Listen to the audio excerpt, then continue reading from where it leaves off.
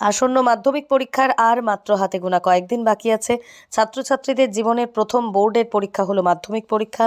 স্বভাবতই মাধ্যমিক পরীক্ষা নিয়ে ছাত্রছাত্রীরা বেশ কিছু অনিশ্চয়তা এবং চিন্তার মধ্যে থাকে এবং বেশিরভাগ ক্ষেত্রেই সঠিক গাইডেন্স পায় না।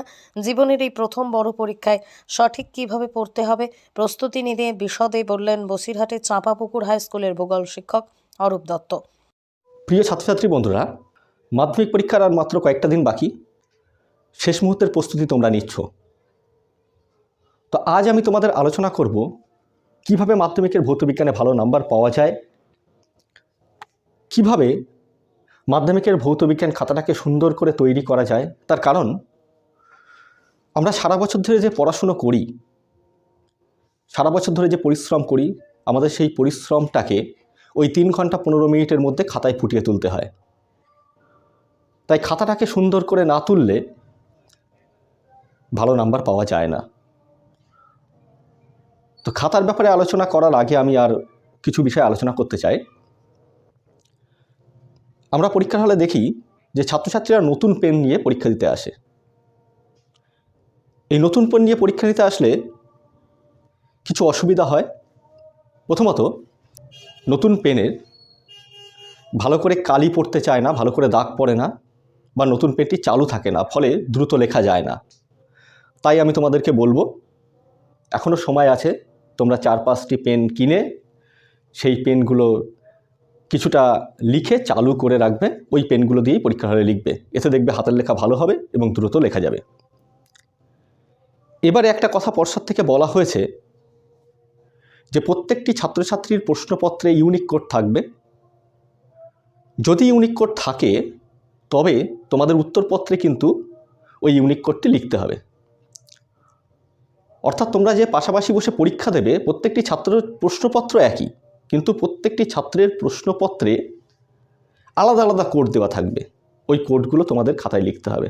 এবছর ইউনিক কোড চালু করছে বলে পর্ষদ সূত্রে জানানো হয়েছে, যদি চালু করে তোমাদেরকে অবশ্যই খাতায় নির্ভুলভাবে ইউনিক কোডটি লিখতে হবে। তোমরা দেখতে পাচ্ছ আমি বোর্ডের বাঁদিকে একটি খাতার প্রথম পৃষ্ঠার নমুনা রেখেছি। তোমাদের 1-এর দাগে 15টা MCQ প্রশ্ন থাকে। তো 1-এর দাগের উত্তরগুলো তোমরা কিভাবে লিখবে? 1.1 একটা প্রশ্ন আছে। মনে করো প্রশ্নটি হলো এরকম যে নিচের কোনটি গ্রিনহাউস গ্যাস নয়? Option A nitrogen, option B carbon dioxide, option C methane, option D জলীয় বাষ্প। তোমরা সবাই জানো উত্তরটি হচ্ছে অপশান এ নাইট্রোজেন। তোমরা উত্তর এভাবে লিখবে 1.1 অপশান এ নাইট্রোজেন। তোমরা যদি পূর্ণ বাক্যে উত্তর লেখো সেক্ষেত্রেও তোমাদের নাম্বার কাটা যাবে না। এবারে বলবো মার্জিনের কথা। তোমরা খাতায় অবশ্যই মার্জিনটা দেবে।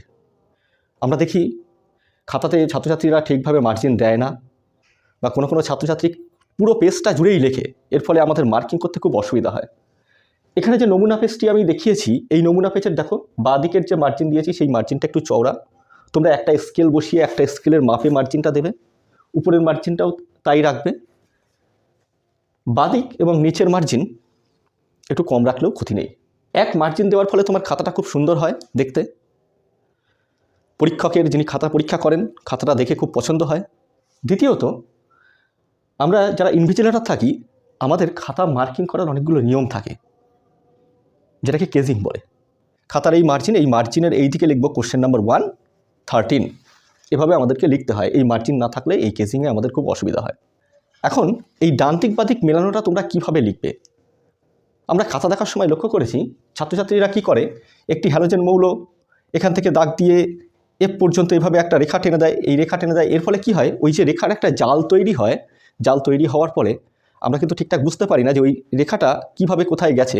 এক্ষেত্রে আমাদের নাম্বার দিতে অসুবিধা হয়। হ্যালোজেন মৌল যেটা হবে সেটা এই 2.11.1 এই দাগের সোজাসুজি লিখবে। যেমন একটি হ্যালোজেন মৌল হলো ফ্লুরিন, ডি ফ্লুরিন, তাহলে এখানে লিখবে ডি ফ্লুরিন।